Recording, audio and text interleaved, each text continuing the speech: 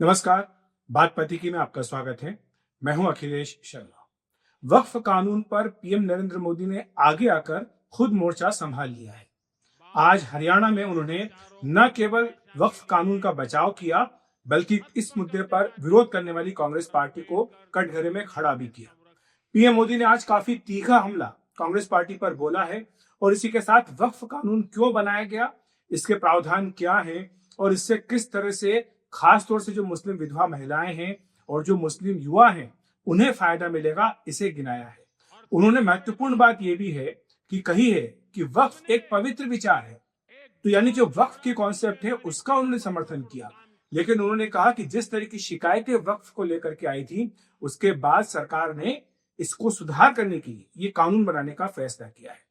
इस पर हम आगे विस्तार से बात करेंगे, लेकिन पहले बात कर लेते हैं कि कांग्रेस पर किस तरह से पीएम मोदी ने आज तीखा हमला बोला है, खास तौर से मुस्लिम तुष्टीकरण का आरोप लगाते हुए इस पर वोट बैंक का वायरस बनाने के लिए और मुसलमानों के नाम पर सियासत करने को लेकर 3-4 मुद्दे हैं जिस पर कांग्रेस पार्टी पर पीएम मोदी ने तीखे वार किए हैं।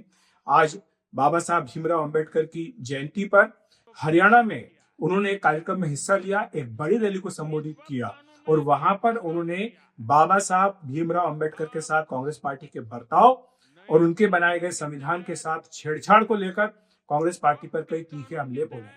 उन्होंने कहा कि कांग्रेस पार्टी ने अगर इतनी चिंता है मुसलमानों की और अगर इतने ही मुसलमानों के हित की बात करती है, तो फिर उन्होंने अपना अध्यक्ष कांग्रेस पार्टी ने मुस्लिम क्यों नहीं बनाया। साथ ही उन्होंने ये भी पूछा कि अगर मुसलमानों की इतनी चिंता है तो लोकसभा के चुनाव में 50% टिकट मुसलमानों को क्यों नहीं दे देती है कांग्रेस पार्टी। और इसी के साथ उन्होंने कई महत्वपूर्ण बातें भी कही हैं कांग्रेस और मुसलमानों के संबंधों को लेकर। लेकिन जो बात उन्होंने मुस्लिम कांग्रेस अध्यक्ष को लेकर कही है, उस पर हमें थोड़ा सा ऐतिहासिक परिप्रेक्ष्य समझना होगा। हमें देखना होगा कि आखिर ये बात पीएम मोदी ने क्यों कही है। जब कांग्रेस पार्टी की स्थापना हुई थी, उसके बाद से पहले जो मुस्लिम कांग्रेस पार्टी के अध्यक्ष बने थे वो तीसरे अध्यक्ष थे बदरुद्दीन तैयब जी। ये 1987 में कांग्रेस पार्टी के अध्यक्ष बनाए गए थे। इसके बाद एक लंबा अंतराल रहा, जिसके बाद कांग्रेस ने मुस्लिम अध्यक्ष बनाने शुरू किए थे।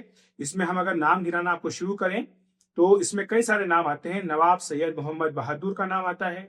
इसी के साथ इसमें सैयद हसन इमाम का नाम आता है, जो कि मुस्लिम थे, कांग्रेस के अध्यक्ष थे। हाकिम अजमल खान का नाम आता है। मोहम्मद अली जौहर का नाम आता है और इसी के साथ इसमें मुख्तार अहमद अंसारी का नाम आता है। और इसके अलावा इसमें और भी नाम आते हैं जो कि मुस्लिम अध्यक्ष बने हैं कांग्रेस पार्टी के, जो कि अबुल कलाम आजाद भी इनमें शामिल हैं। लेकिन महत्वपूर्ण बात ये कि ये सारे जो मुस्लिम अध्यक्ष रहे, 5 से 6 नाम मैंने आपको बताए हैं, ये सारे नाम आजादी से पहले के हैं। यानी 1947 से पहले की जो अखिल भारतीय राष्ट्रीय कांग्रेस थी, उसमें अखिल भारतीय अध्यक्ष वो मुस्लिम बने हैं।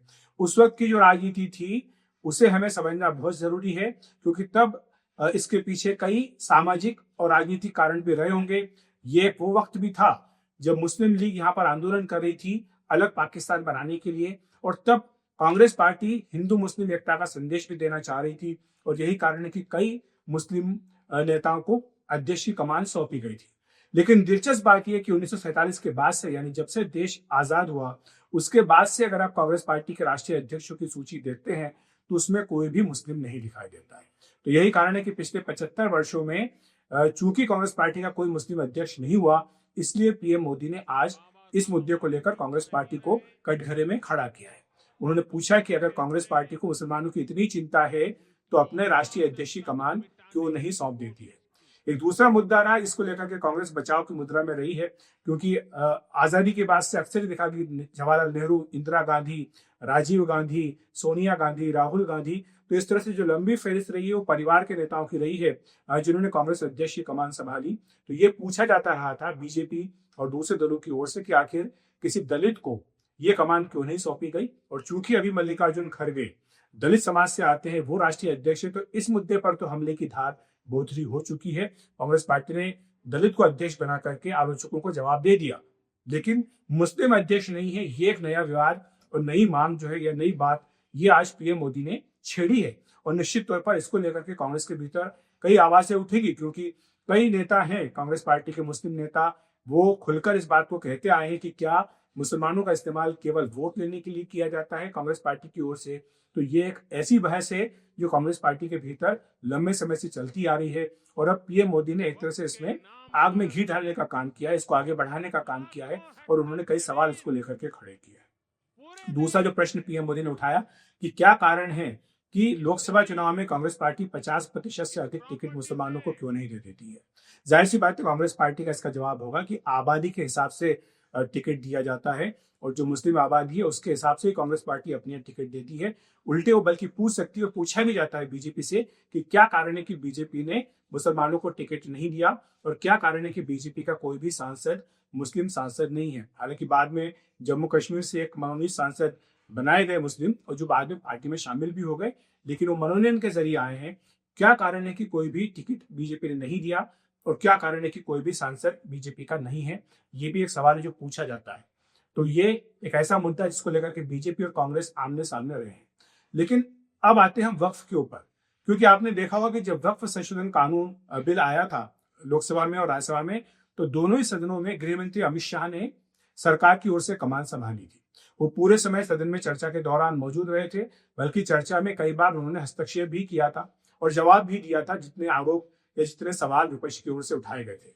पीएम मोदी ने अब उसके बाद एक ट्वीट जरूर किया था, लेकिन आज रैली में जिस तरह से वक्फ संशोधन कानून का उन्होंने समर्थन किया, बचाव किया, साफ तौर पर ये दिखाई दे रहा है कि शीर्ष नेतृत्व की ओर से वक्फ संशोधन कानून को लेकर जो नैरेटिव विपक्ष की ओर से बनाया जा रहा है उसको उन्होंने सिलसिलेवार ढंग से जवाब देने का प्रयास किया है।